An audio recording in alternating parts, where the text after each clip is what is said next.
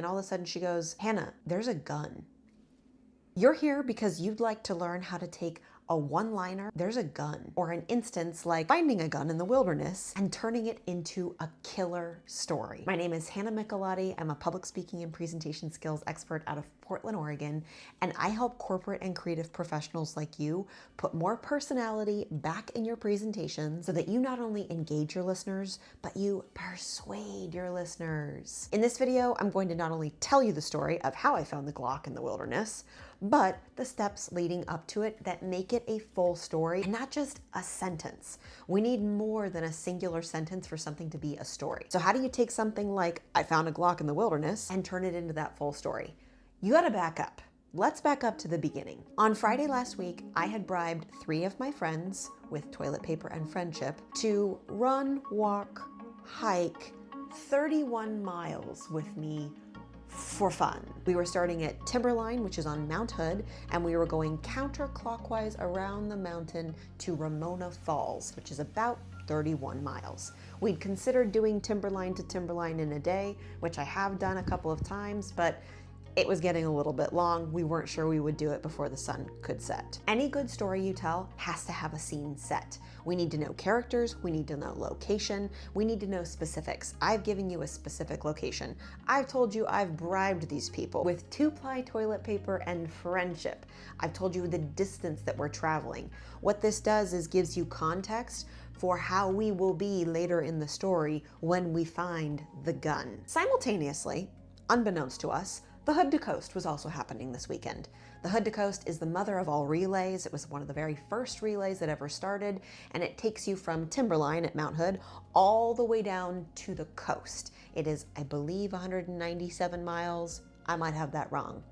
It's 2 vans of 6 people in each van relaying all the way there. So it's a giant party at the start line, which is Timberline Lodge. That also meant tons of bathrooms and people, which just filled us with this energy and go-go juice for this huge adventure we were setting out on. We left Timberline at 5:46 a.m. with headlamps on that we didn't actually need because the sun had already risen. For the first 5 miles, I was an absolute Grinch. In my mind, I was so cranky. I figured out why I was cranky because I hadn't eaten enough food. We stopped at Mount Hood Meadows, we ate some food, and I was good up until the 20-mile mark. Every story needs a lead up to the climax, a lead up to the conflict. You need to tell us what is happening before you get to that one-liner. I've just told you Hood to Coast was also happening on Mount Hood. I've just told you that I was an absolute crankle pants for the first 5 miles, refueled, and then I was good for another 15 miles. Everyone in my party was also holding strong and or in a pain cave in their minds, and we didn't know it. That's kind of how it works with these things. We came to this notable river crossing. It's where you cross the Coe Branch, which is a river spinoff, I think, of the Elliott Glacier. It's notorious because it's wide at any time of year, it is rushing, and there are no bridges. There are no logs. You are doing a choose your own adventure across this waterway. We spent a good 10 to 15 minutes trying to navigate this crossing. All of us had poles. We were trying to be really steady on our feet. We also didn't want to get our feet wet because wet feet can lead to blisters down the road. And being 20 miles in, that meant 11 more miles to go. And once you get a hot spot or a blister, it is Overville. It is just terrible. We finally crossed the river. What I have done just now is I have led up to the major event with something that was also challenging. That could have even been the climax of the story, that we had this big river crossing, but it's adding color to the story and the experience. The next segment of the trail is notorious as well because you have to bushwhack. It's total jungle city. You kind of just pick your way through. You're literally moving branches and leaves out of your way as you try to get towards the trail. My friend and I are going over some boulders and she says, Hannah, there's a gun. And I was like, sorry. Every single Dateline episode I've ever seen flashed through my mind, as well as the murder podcasts and true crime that I've listened to.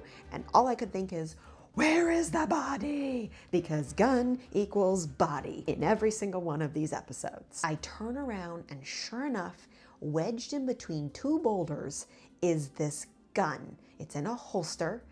The holster is gray and blue. It kind of looks neoprene. I'm not close enough. Then my friend goes over and she touches the gun. And I was like, no, why are we touching this? She immediately thinks better of it and puts it back down. And she says, oh, it was a flare gun.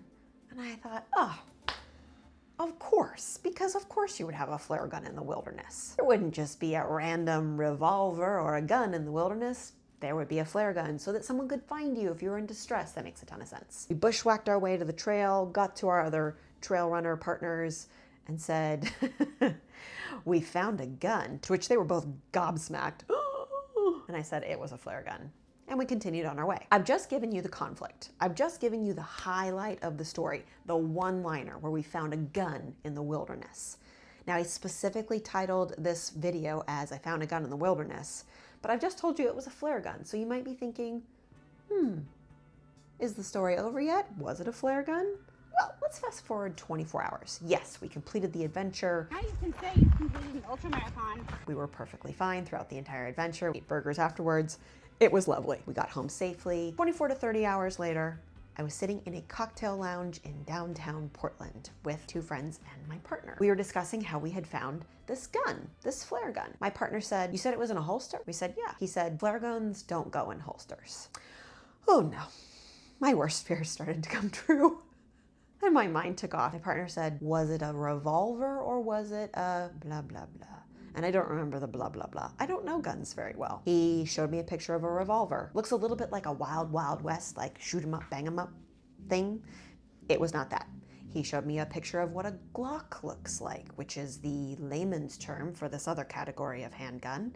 And I said, yeah, that's what the gun looked like.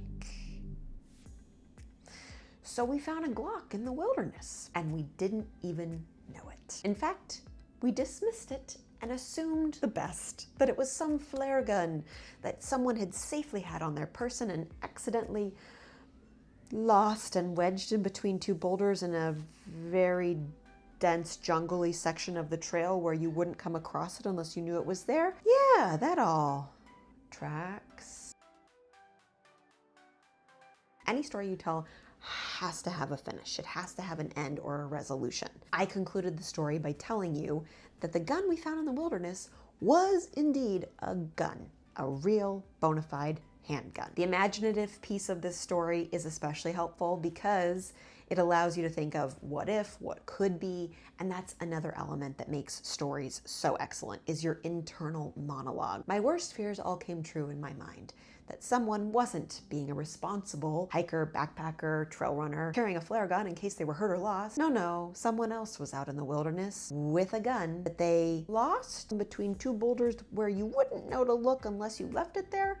Yeah, that's sounding about right. So much of what I've shared in this story is what I thought about the gun. I thought about Dateline. I thought about Serial, the podcast, not with a C, with an S. I thought about all of the true crime I've listened to, all of the true crime I've watched on TV. And that is what brings a story to life. It is your perspective. If I were to ask any of my three friends how they would tell this story or what they would tell about our 31 adventure around Mount Hood, the gun might come up, but it wouldn't necessarily be the central point of the story.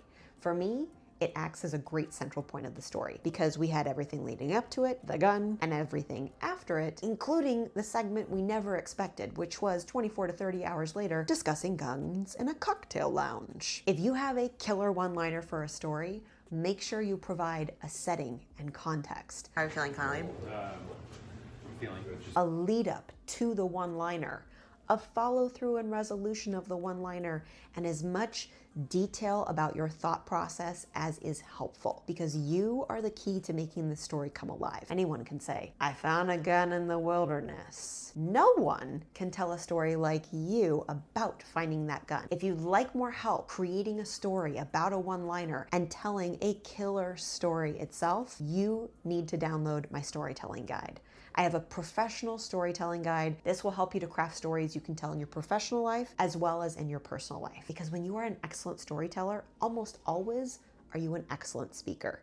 If you can tell stories, you can speak in a persuasive and compelling way. And that is something I want for you. That's all I have for you today. Thank you so much for watching. Do not leave guns in the wilderness, and I will catch you next time.